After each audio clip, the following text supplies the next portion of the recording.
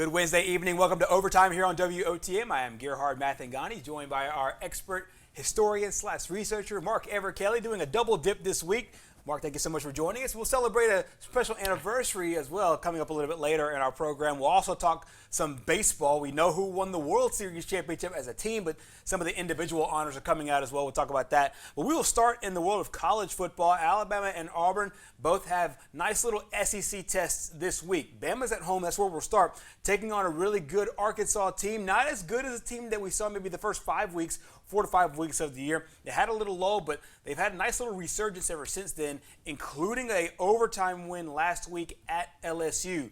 For this Alabama football team, what are some of the things that you think they need to do in order to kind of make a statement as they make a push towards the SEC championship game? Arkansas was considered a laughingstock of the league going into last year. Right. They surprised some teams last year, and then this year with the way they played physical and dominated Texas. Early on, we didn't know Texas was going to have some issues, wind up losing to Kansas. We didn't know that yet about Texas, so Arkansas really came out and dominated them physically. Then they also beat Texas A&M. They had that little bit of a lull against Georgia and Ole Miss and even Auburn, but then they came back, had strong games against Mississippi State and Louisiana State. They run the ball well. They're going to force the issue running the ball. KJ Jefferson is a perfect quarterback for Alabama to play that can run the ball. He can pass the ball pretty well, too. And those historically have been the quarterbacks that Alabama has had problems with. 19 for 23 against Mississippi State, 18 for 25 against LSU. Combine that with 55 rushing yards in those games. The type of quarterback and big and physical that might give Alabama problems, but it's a perfect test for them against Arkansas. Then when they go and play Auburn, TJ Finley's going to be another good test for them. And let's see what they can do. If they play physical, if they dominate like they're supposed to, their defense comes and makes plays, put pressure on the quarterback, that's what you want to see. I think this is a perfect tune-up for Georgia, which is ultimately what you want to prepare for. Alabama fans want to see the defense, which was much heralded coming into the offseason. They were supposed to be the real strength while the offense kind of caught up. Right. Young has had a amazing season, 33 touchdowns, 3 interceptions. You couldn't ask for anything more for him, completing almost 75% on third downs. He's playing very good. Jameson Williams is playing very good. Another guy that you didn't think would do much coming from Ohio State. He wasn't supposed to be as impact as some of these freshmen were that haven't been. So seeing that this year, let's see what they can do these last 2 games in preparing and getting ready for Georgia if in the SEC championship game. If they win this week, they'll clinch the West, and then you won't have to worry about them anymore if they'll get there. However, they still need to go 2-0 in order for that to mean something. So this is perfect 2 teams for them to kind of tune up and get ready for what most people believe is the best team in the nation. Exactly, and that team would be Georgia. And speaking of that Georgia team, I think that this will be the game that we start to do some of that comparison shopping between Alabama and Georgia. Georgia really came out and smacked Arkansas in the mouth. Can Alabama do the same thing and kind of maybe look the part? And I know it's one of those things where it's never an A-B situation, kind of one thing doesn't always equal another thing. But Especially I do think now. Exactly. But I do think it's important for Alabama to do so. Head coach Nick Saban of the Crimson Tide met the media today after practice and really talked about that aspect of it. Talked about the fact that these guys really need to come out really good against a physical football team in the Razorbacks. I think we're playing a really good team that has a trademark of playing with great intangibles, great toughness, give great effort, hit you in the mouth every chance they get. I think we need to have the right mindset in playing in a game like this. I think we need to have the right mindset in preparation and practice, how we practice, how physical we need to be in terms of how we need to play in a game like this. So, and that's everybody's choice. If you don't have that choice, you need to change the way you think because that's the kind of game this is going to be. So, we're excited about playing at home, but we're also being excited about how we prepare, how we play, how we practice, the things we need to do to get ready to play a tough team and a good opponent in the SEC. One guy's physicality you will never have to question is that of Will Anderson. Today, he was named a Bronco Nagurski Trophy finalist that goes to the nation's top defensive player each year. He's a finalist along with three guys who are basically household names in the world of college football defensive players. Jordan Davis, the big guy on the defensive line for the Georgia Bulldogs, and Kayvon Thibodeau, who came in with a lot of hype, and he's backed it up so far as well. The fine defensive end out of Oregon. Anniston, by the numbers, leading the nation right now in tackles for loss of 24, almost 100 yards.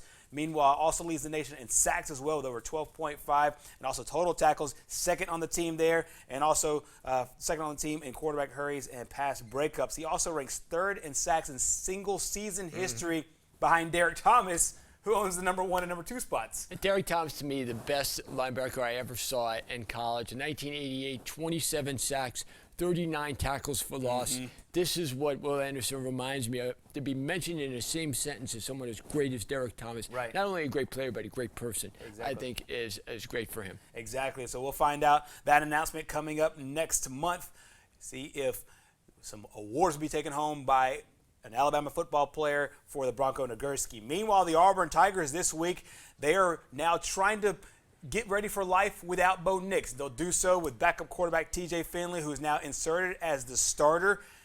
Expectations for Finley in his first start, going on the road against the South Carolina team, who we have seen in times this year play really well and been a little bit more surprising, I think, than most people thought going into the season with a new coach. Absolutely. I think that South Carolina was a team that most people didn't even think twice about. Yeah. However, last year, you got to remember that Finley playing for LSU against South Carolina, 17 for 21, 265 yards, 2 touchdowns, and Auburn lost to South Carolina last year at South Carolina for the first time since 1933. Right. That was a real sign.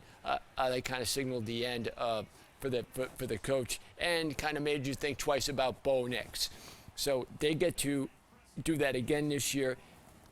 I think they're obviously better than South Carolina. South Carolina has shown some things this year, and beating Florida was somewhat of a surprise. But then again, when Sanford puts up 52 on Florida, maybe it's not that big of a deal. Right. And I think that's the biggest part of it with this football team. And also, I think they're going to have to rely a little bit more on that running game with Tank Bigsby, with Marquez Hunter. That's been lacking all year. It's really been up has. and down, really. I mean, the times that they've been able to run the ball well is that little stretch when they played very well against Arkansas and Ole Miss. When they don't get the chance to run the ball well, they have to go through their pass.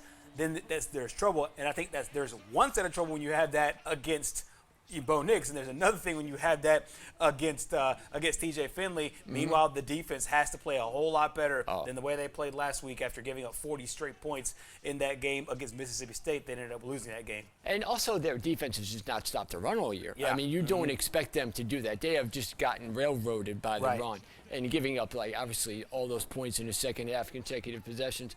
But Auburn's a team that is built on a run. Yeah. Okay, you're used to thinking them the Stephen Davis, the James Brooks, those guys, Carnell Williams. These are the guys that they've built their program on. This is what they're known for. Tank Bigsby, I thought, would have a bigger year. He's been a little bit too inconsistent, and Auburn needs the run to set up the pass. If they're running the ball well, they're usually winning. So without that this year, I thought that's been the most inconsistent part of their game. If they can get back to that, then I think they have something not only for this year, but to build on next year. Exactly. TJ Finley spoke with the media today for the first time. He says he and Bo Nix are close about the game plan and everything else. They have been the whole year, and now he's preparing himself to be the starting quarterback. I know for a fact that, me preparing to be the starter each week is only getting me better. As a player, as a teammate, as a leader on this team, it's only allowing my guys to see the best side of me on and off the field. And my ultimate goal is to make it to the NFL. So whether I'm the backup or the starter, I have to prepare to be able to play and go in at any given time. So my mindset has been, since I've been here, prepare every day like I'm the starter, because a lot of guys look up to the quarterback position. A lot of guys look at the quarterback as the focal point of the team outside of the head coach. So as long as those guys see me doing my job and getting the job done as a backup, then when my time comes as a starter, it's easy for them to believe in me and trust that I'll get the job done. If nothing else, he sounds like a quarterback. He sounds like the guy that's supposed to be in that job, in that leadership role. And we've seen quarterbacks before. Bo Nix has been really good at the podium as well. So we'll see how Finley does coming up on Saturday. Meanwhile, right before Saturday, the college football, we have some great high school football and some good games.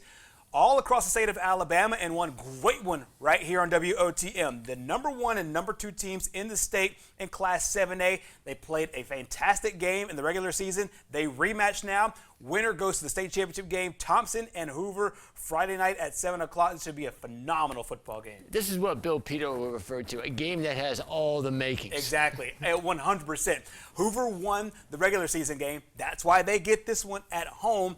They will meet the other game in Class 7A, which is also a rematch of a regular season game, Central Phoenix City and Auburn. Right now, 7A is in the semifinal round. The winner of this game, the winner of that game, will meet in Birmingham at Progressive Stadium in Birmingham for the state championship. Can't wait for that one. Tune in right here Friday night at 7 o'clock for that. Well, coming up next here on Overtime, some baseball individual awards have been given out and some more to be given out tomorrow. We'll discuss next.